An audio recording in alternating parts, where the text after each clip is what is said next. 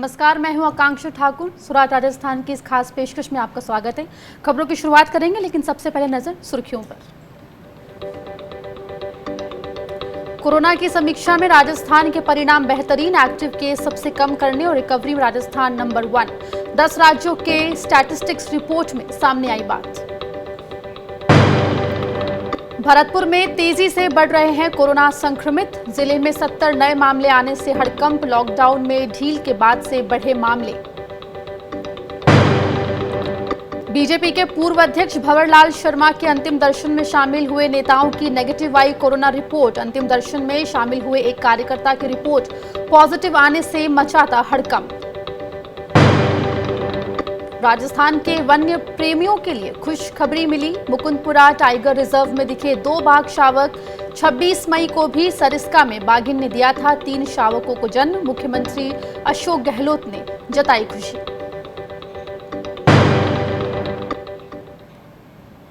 Bulletin की शुरुआत करते हैं कोरोना पर केंद्र सरकार की उस रिपोर्ट से, जिसमें राजस्थान सरकार के कामों की सराहना की गई है।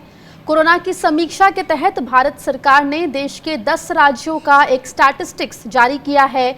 इसमें एक्टिव केस, रिकवरी केस और मृत्यु दर की एक तुलनात्मक रिपोर्ट जारी की गई है। इस रिपोर्ट में राजस्थान के बेहतरीन परिणाम बताए गए हैं। प्रदेश में चिकित्सा और स्वास्थ्य मंत्री डॉक्टर रघु शर्मा ने बताया कि एक्टिव केस सबसे कम करने और रिकवरी में राजस्थान पहले नंबर पर है। उन्होंने कहा कि यहां पर मृत्यु दर सिर्फ 2.16% है।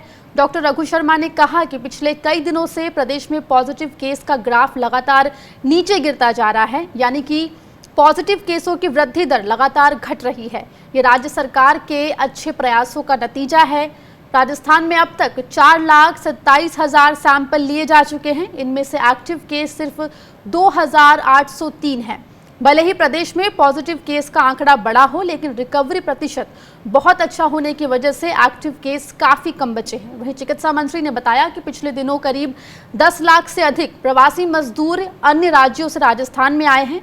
उनमें से अब तक 2620 प्रवासी कोरोना संक्रमित पाए गए हैं। अगर कुल एक्टिव केस में से इन प्रवासी श्रमिकों के आंकड़े घटा दिए जाएं तो प्रदेश में केवल 183 एक्टिव केस बचते हैं।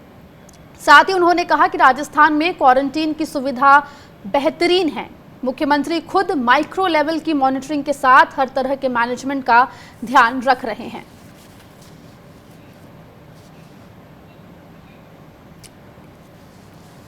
इस बारे में ज्यादा जानकारी के लिए हमारे साथ जयपुर के सीएमएचओ नरोत्तम शर्मा जी जुड़ गए। नरोत्तम जी, आपका स्वागत है स्वराज राजस्थान में। 10 स्टेट्स की जो कंपैरेटिव स्टैटिस्टिक रिपोर्ट केंद्र सरकार ने जारी की है, उसमें राजस्थान का रिकवरी रेट सबसे बेहतर है और राजस्थान अव्वल नंबर पर फिलहाल बना हुआ है। तो राजस्थान सरकार की क्या रणनीति रही, क्या स्ट्रैटेजी अपनाई गई जिससे कि ये मुकाम हासिल हुआ है?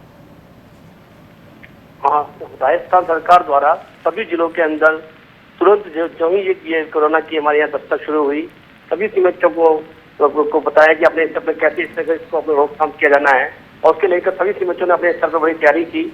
हमारे यहाँ पर स्क्रीनिंग के साथ साथ एक एक आदमी के घर जाके सर्वे किया गया। जो 60 साल से ऊपर उम्र के आदमी हैं, जो गर्भवती माताएं हैं या बच्चे हैं, और ये ILI पेशेंट है, उनको अलग छाटा गया और सबसे ज्यादा सैंपलिंग हमारे द्वारा की गई। लगभग हमारे यहाँ पर सैंपलिंग हर जिले के अंदर लगभग 1000 से लेकर 500 तक सैंपलिंग हर जगह की गई, रोज प्रतिदिन। तो जो परिणाम है कि आज हम सैंपलिंग के अंदर भी देश के अंदर सबसे आगे बढ़े हुए हैं। और सैंपलिंग के कारण हमने जो पेशेंट जो निकल के बाहर लाए, उन लोगों को तुरंत क्वारंटाइन किया, उनके कॉन्टैक्ट को क्वारंटाइन किया, और उसके कारण जो संक्रमण है उसके फैलने की जो दर है वो कम हुई। जी जी, नरोत्तम जी, आप हमारे साथ बने रहे। हमारे साथ स्वराज एक्सप्रेस के रेसिडेंट एडिटर संजय बोहरा जी भी जुड़ गए हैं। संजय जी, आपके पास आऊंगी मैं। राजस्थान सरकार के कामों की केंद्र सरकार लगातार तारीफ करती रही है, चाहे वो भीलवाड़ा मॉडल हो या फिर अभी जो एक रिपोर्ट जारी की गई है 10 राज्यों की, उसमें भी राजस्थान टॉप पर है। जो रिकवरी रेट है सबसे ज़्यादा राजस्थान का है। संसाधनों की कहीं ना कहीं राज्य में दिखी है। जो डिमांड मांगी गई थी पैकेज की, वो भी कहीं ना कहीं पूरी नहीं हुई। उसके बावजूद भी राजस्थान लगातार अच्छा प्रदर्शन कर रहा है। इसके पीछे आप क्या वजह मानते हैं? देखिए, इसके पीछे सबसे बड़ी वजह होती है लीडरशिप। अगर जो व्यक्ति आपको लीड कर रहा है वो खुद एक्टिव होके उसमें इन्वॉल्व हो, मॉनिटर करे और दूरदर्शी से निर्णय ले, और यही वजह है कि आप देखें जब कोरोना का पूरे देश में इतना प्रकोप नहीं था, तब 13 मार्च को ही राजस्थान में आंशिक बंद कर दिया गया था स्कूल, कॉलेज और मॉल, सिनेमा हॉल। उसके बाद 19 मार्च को पूरी तरह लॉकडाउन कर दिया गया। ये तब की बात है जब देश में लॉकडाउन हुआ भी नहीं था। तो ये बता दिए आपको एक विज़न, नेता का जो विज़न है, और आप डेली सुबह शाम लगातार मीटिंग लें, डेली मीटिंग ले रहे हैं चीफ मिनिस्टर अशोक गहलोत, आप मीडिया के साथ इंटरेक्ट करके अपनी बात आगे तक पहुंचा रहे हैं। जी। राजस्थान में एक भी लैब नहीं थी जब ये शुरू हुआ था, राजस्थान में ही पहला केस आया था देश का, और आज लगभग हर जिले में ये लैब है। उन्होंने ही सबसे पहले मांग की थी कि आप किस तरह से माइग्रेंट वर्कर्स को लेकर के सोचें।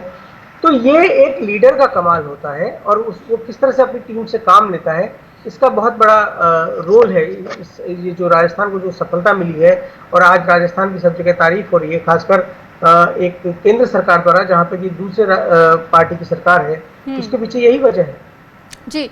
संजय जी, इस पूरे मामले में जो कोरोना प्रकरण जो चला है, अब लगातार संक्रमण बढ़ता जा रहा है, इसमें आप केंद्र को किस तरह से देखते हैं? केंद्र का जो पूरा रोल है राजस्थान के टूवर्ड्स, उसको उसी पर ऊपर आपकी क्या टिप्पणी है?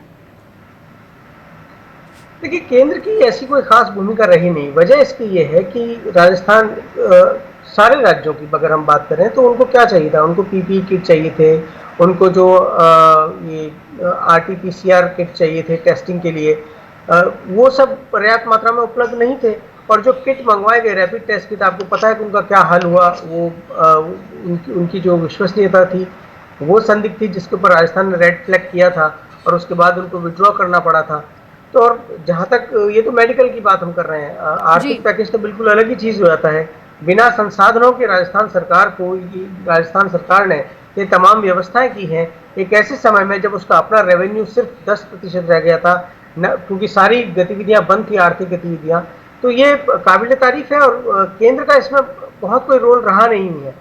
जी, संजय जी, आप हमारे साथ बने रहे। हमारे साथ जयपुर के सीएमओ जो नरोत्तम शर्मा जी भी लगातार जुड़े हुए हैं। नरोत्तम जी, जिस तरह से आप लोगों ने जो संक्रमण है उसको रोकने में रिकवरी रेट बढ़ाने का काम किया है, वो सराहनीय है जाहिर तौर पर, लेकिन लॉकडाउन 5 या फिर अनलॉक 1 जो है वो शुरू हो चुका है, और संक्रमण का खतरा भी लगातार बना हुआ है। छूट बहुत सी मिली हुई है, तो आगे और चुनौती है, तो उसको लेकर क्या स्ट्रैटेजी सरकार अपना रही है?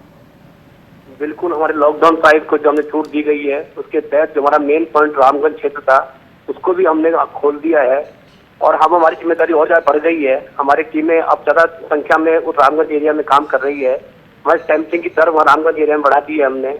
उन लोगों के समझाइश आईसी ज्यादा बढ़ाई है, पुलिस प्रशासन का काम बढ़ गया है।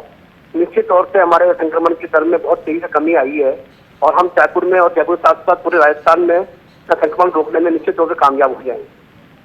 जी, नरोत्तम शर्मा जी, बहुत बहुत शुक्रिया हमसे जुड़ने के लिए और बात करने के लिए। संजय जी हमारे साथ लगातार जुड़े हुए हैं। संजय जी, माइग्रेंट्स लेबर का एक बड़ा समस्या जो था वो, उसके ऊपर सियासत बहुत हुई राजस्थान में। हमने देखा किस तरह से यूपी सरकार और तमाम जो सरकारें हैं उनसे काफ़ी जो है बयानबाजी भी हुई, और 10 लाख माइग्रेंट लेबर्स जो हैं वो राजस्थान में आए हैं। उनकी कॉन्टैक्ट ट्रेसिंग भी एक बहुत बड़ा इशू है, अर्थव्यवस्था को भी बचाना है। तो आगे जो चुनौतियाँ हैं वो और है राजस्थान सरकार के लिए, कोरोना के से निपटने के लिए भी और अर्थव्यवस्था को बचाने के लिए भी। तो उसको लेकर आपको सरकार की रणनीति कैसी नज़र आ रही है? देखिए, जितना संभव है उतना सरकार कर रही है। जो आपने माइग्रेंट्स की बात की, तो जो बॉर्डर जब वो आ रहे थे तो बॉर्डर्स पे ही उनके लिए टेस्टिंग के कैंप रखे हैं, क्वारंटाइन सेंटर बनाए गए हैं, और ताकि वो उनको पूरी तरह चेक होने के बाद ही वो, और अगर लगे कि सेफ है, किसी में सिम्टम नहीं है, तभी वो गांव के अंदर जाएं ताकि संक्रमण ना फैले। हालांकि इतनी बड़ी बॉर्डर है, क्योंकि गुजरात, मध्य प्रदेश, हरियाणा, यूपी सब जगह से लगती हुई, और उस पर यह संभव नहीं है कि केवल सारे लोग केवल चेक पोस्ट से आएंगे। बहुत से लोग पैदल चूंकि आ रहे हैं तो इधर उधर से होकर गांव में पहुंच जाते हैं, तो वो उनकी जिम्मेदारी तो वहाँ पे जो स्थानीय लोग हैं उनके ऊपर है। लेकिन जो बसों में या ट्रेन से या हवाई जहाज से जो भी लोग आ रहे हैं, जिनको राज्य सरकार ट्रैक कर सकती है, उनको बिना प्रॉपर स्क्रीनिंग के और टेस्टिंग के नहीं जाने दिया जा रहा है, और उनको बाकायदा 14 दिन के क्वारंटाइन के में रखा जा रहा है। यानी कि जो जैसे विदेश से जो लोग आ रहे हैं तो उनको होटल्स में रखा गया है क्वारंटाइन करके। रही बात माइग्रेंट लेबर्स की, तो उनके लिए उनको नौकरी देना उनको काम देना बहुत बड़ी चुनौती है, और उसमें आप राजस्थान सरकार ने नरेगा का बहुत अच्छा उपयोग किया है। अप्रैल महीने में जहां केवल शुरुआत में 62,000 थे, आज 40 लाख से ज़्यादा मजदूरों को लोगों को उसमें एम्प्लॉयमेंट दिया गया है और जी उनके लिए जो जॉब कार्ड बनाए जाने हैं उसकी भी व्यवस्था की जा रही है। और राजस्थान सरकार ने बोला है कि जितने भी लोग आएंगे जी। उन सबको दिया जाएगा और एक राजस्थान कौशल जो इंस्टीट्यूट है वो बनाया गया है जहाँ पे जी उनको फैक्ट्रियों में जिस तो चीज की जरूरत राजस्थान है उसके सरकार हिसाब से तमाम उनको वो कदम उठा रही है जिससे अर्थव्यवस्था भी पटरी पर आए, जो माइग्रेंट लेबर लौट के आए हैं उनको रोजगार भी मिले और कोरोना का संक्रमण भी जो है वो जल्द से जल्द रोका जा सके। बहुत बहुत शुक्रिया संजय जी हमसे जुड़ने के लिए और बात करने के लिए। आगे बढ़ेंगे खबरों में। भरतपुर में कोरोना के सबसे ज्यादा मामले सामने आ रहे हैं। 70 नए केस आने के बाद जिले में हड़कंप मचा हुआ है। लॉकडाउन खुलने के बाद वैसे पूरे राज्य में कोरोना के संक्रमित मरीजों की संख्या में इजाफा हो रहा है, लेकिन भरतपुर में बढ़ रहे मामले चिंता का विषय है। राजस्थान में बुधवार को कोरोना के 170 से अधिक मामले सामने आए, जिसके बाद संक्रमितों का आंकड़ा 9200 से ज्यादा हो गया।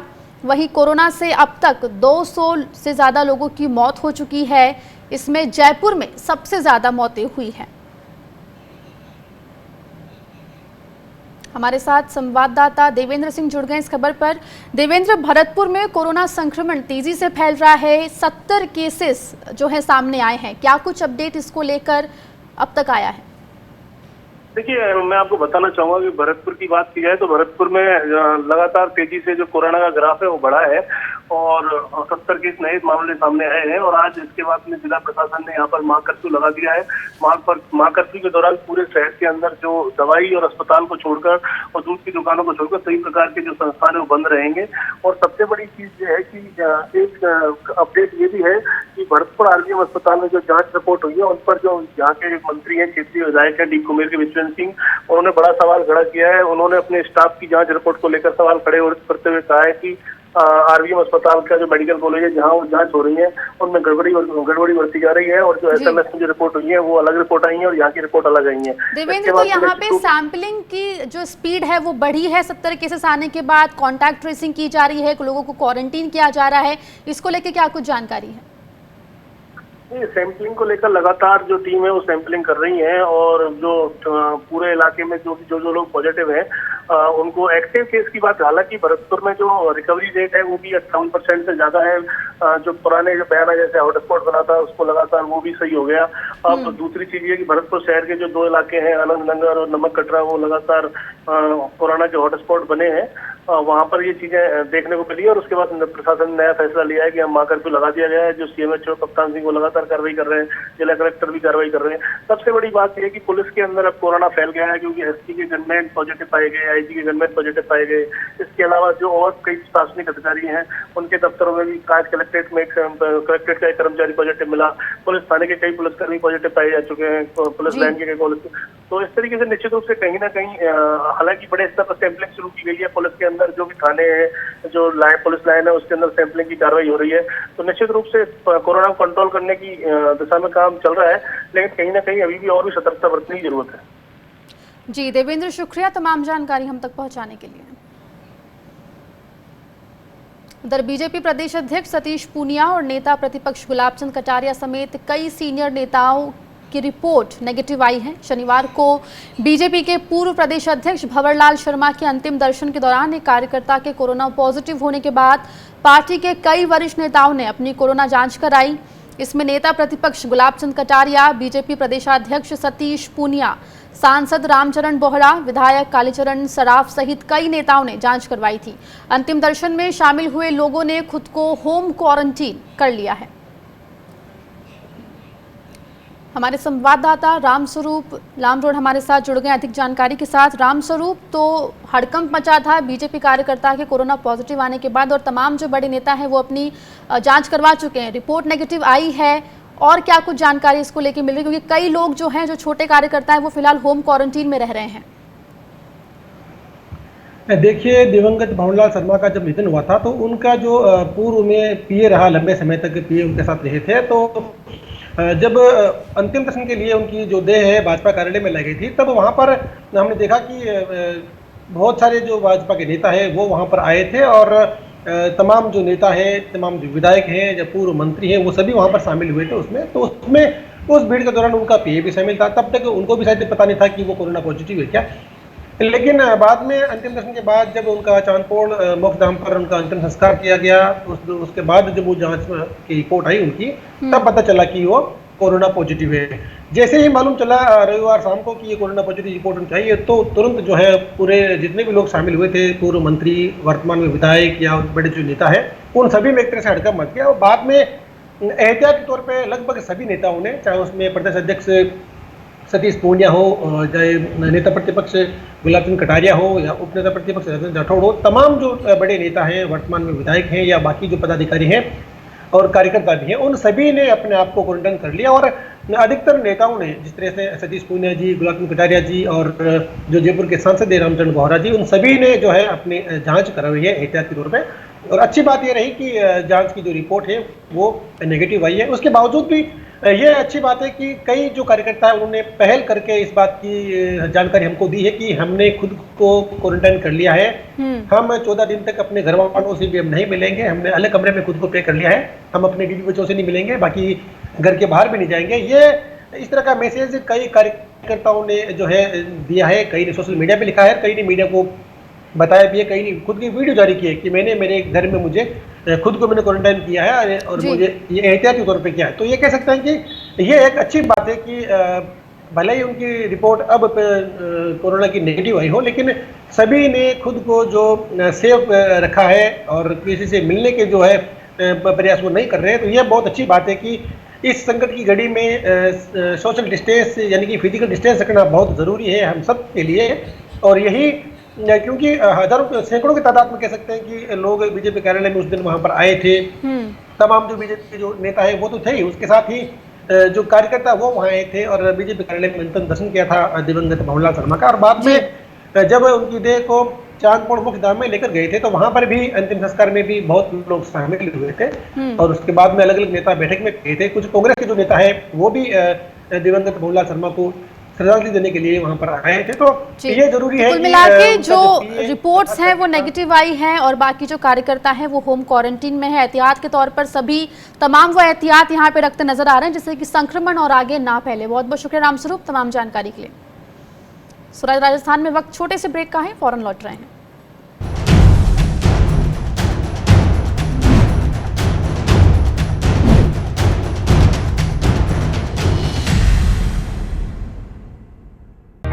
सपने सच तब होंगे जब आप सपने दिखना शुरू करेंगे। ये शब्द हैं उस शख्सियत के जिसके सपनों ने दी इस देश को एक नई उड़ान, डॉक्टर APJ अब्दुल कलाम। और ऐसे ही हर स्टूडेंट के सपने पूरे करेंगे हम, under best guidance of expert faculty team. Admission open in science and technology, humanities, social science, arts and sports. Doctor APJ Abdul Kalam university, Indore. Further details contact 180030026072। Stream कोई भी हो, बेस्ट करियर ऑप्शन के लिए है Bhabha university. Best faculty, world class infrastructure, scholarships, hitech labs, 27 acre of lush green campus, hostel facility, admissions open for engineering, pharmacy, dental, computer application, management and agriculture. Bhabha university at Hoshangabad road, Bhopal. Call 9165025500। RKDF university, a world class university जहां students को ये ध्यान में रखकर पढ़ाया जाता है कि वो जॉब क्रिएटर्स बन सके, न कि सिर्फ job seekers. So join NIRF ranked university and become CEO of your company. At RKDF University, we focus on all-round development of a student. Courses offering BA, BCom, MA, MCom, BBA, MBA, BSW, MSW, B.Ed, D.Ed, M.Ed. Visit RKDF University at Gandhinagar, Bhopal or call on toll-free number 1800-2700-320.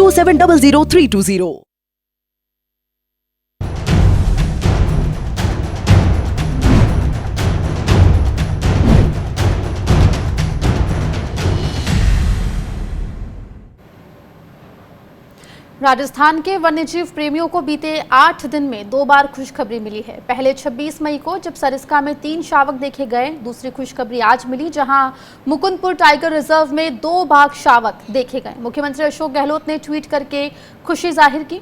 बता दें कि 26 मई को ST12 बाघिन ने सरिस्का अभ्यारण्य में 3 शावकों को जन्म दिया था। आज मुकुंदपुरा टाइगर रिजर्व में MT2 बाघिन के साथ 2 बाघ शावक देखे गए हैं। पिछले 8 दिनों में 5 नए मेहमानों के आने पर वन्यजीव प्रेमियों में खुशी की लहर है। मुख्यमंत्री अशोक गहलोत ने अपने ट्वीट में लिखा है कि 2 जून को आज एक बार फिर खुशखबरी है, मन प्रफुल्लित है। आइए हम सब वन्यजीव और उनके आश्रय स्थलों को बचाएं।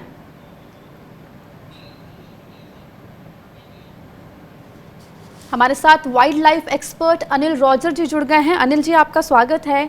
सरिस्का में 3 शावक और अब मुकुंदपुर टाइगर रिजर्व में जो है 2 शावकों का जन्म हुआ है। कितनी अहम खबर ये राजस्थान के टाइगर रिजर्व के लिए? जी हाँ, ये एक बहुत बड़ी गुड न्यूज़ है राजस्थान के लिए, जहाँ पे अभी 5 शावकों का एक साथ आप देख सकते हैं। सरिस्का और Mukundra hills tiger reserve. Mukundra जो है वो प्रदेश का तीसरा टाइगर रिजर्व है। यहाँ पे लगभग 4 बाघ थे, MT1, MT2, MT3 और MT4। तो MT1 और MT2 का जो जोड़ा है उसमें से अभी ये नई जो खुशखबरी जो आई है 2 शावकों की, ये हाड़ौती के लिए बहुत अच्छी खबर है। और इसके साथ ही ये मुकुंदरा टाइगर रिजर्व के लिए भी काफ़ी अहम खबर है।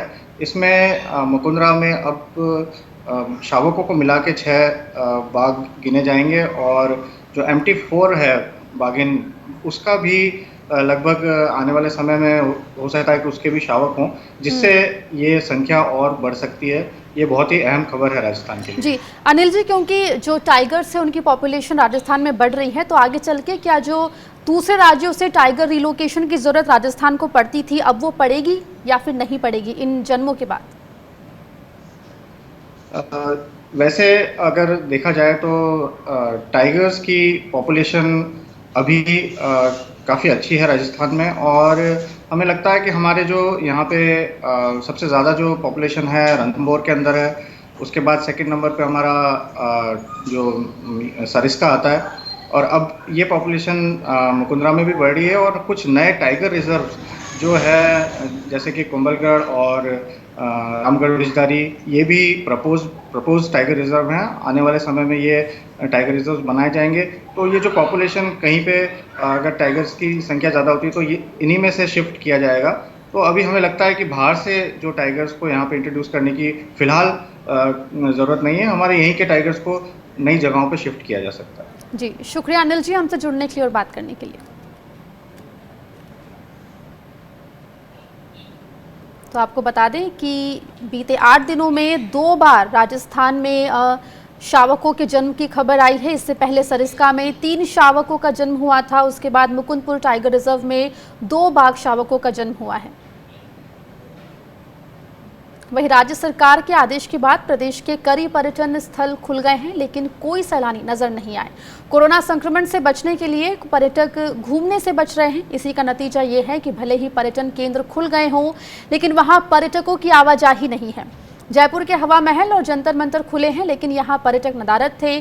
जंतर मंतर की अधीक्षक शशि प्रभा स्वामी ने बताया कि ये पर्यटन स्थल कल से खोल दिए गए हैं। पर्यटन स्थलों को सैनिटाइज भी करवाया गया है। शुरुआत के 2 सप्ताह तक यहाँ देशी और विदेशी सैलानियों का निःशुल्क प्रवेश रहेगा और तीसरे सप्ताह में आधी शुल्क के साथ प्रवेश दिया जाएगा। साथ ही उन्होंने कहा कि कल लोक कलाकारों द्वारा सांस्कृतिक कार्यक्रम का रिहर्सल भी किया गया ताकि पर्यटकों के लिए मनोरंजन हो सके। उन्होंने कहा कि बिना मास्क के किसी भी व्यक्ति को एंट्री नहीं दी जाएगी। सभी दर्शकों की थर्मल स्क्रीनिंग भी की जाएगी।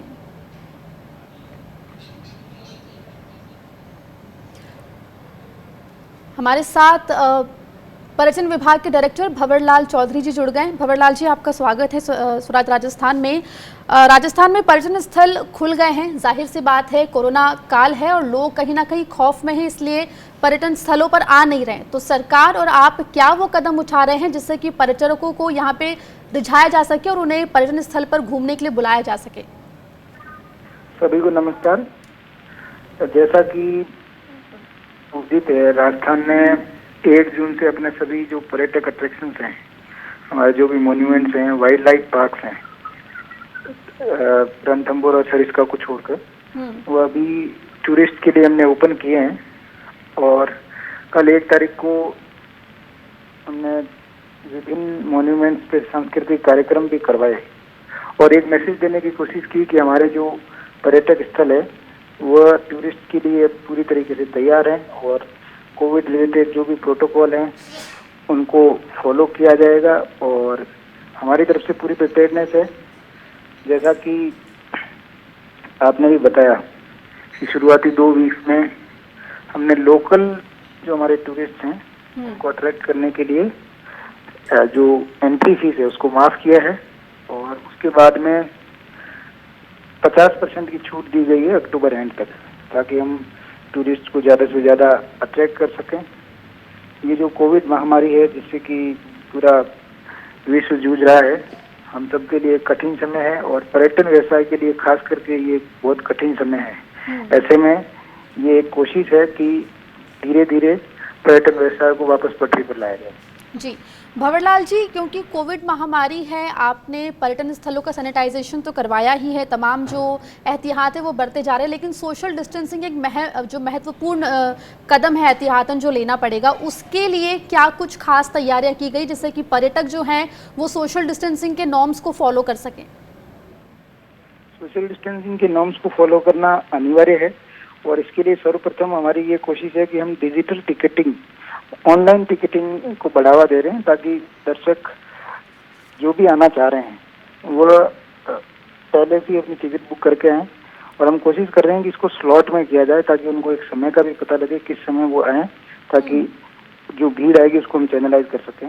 साथ ही मॉन्यूमेंट्स के अंदर दी जाएगी, उसमें जो मॉन्यूमेंट्स के अंदर जो स्पेस है उसको ध्यान में रखते हुए हम एक ग्रुप में अलाउ करेंगे। 5 से अधिक व्यक्ति एक साथ अलाउ नहीं करेंगे ताकि एक गैलरी में ज्यादा भीड़ नहीं हो और सोशल डिस्टेंसिंग की पालना नहीं की जाए। तो सिर्फ 5 व्यक्ति एक साथ आ सकते हैं, उससे ज्यादा नहीं। तमाम एहतियातन कदम जो उठाने हैं कोविड महामारी के चलते वो उठाए जा रहे हैं। बहुत बहुत शुक्रिया भंवरलाल जी हमसे जुड़ने के लिए और बात करने के लिए। स्वराज राजस्थान में फिलहाल इतना ही। खबरों का सिलसिला लगातार जारी है।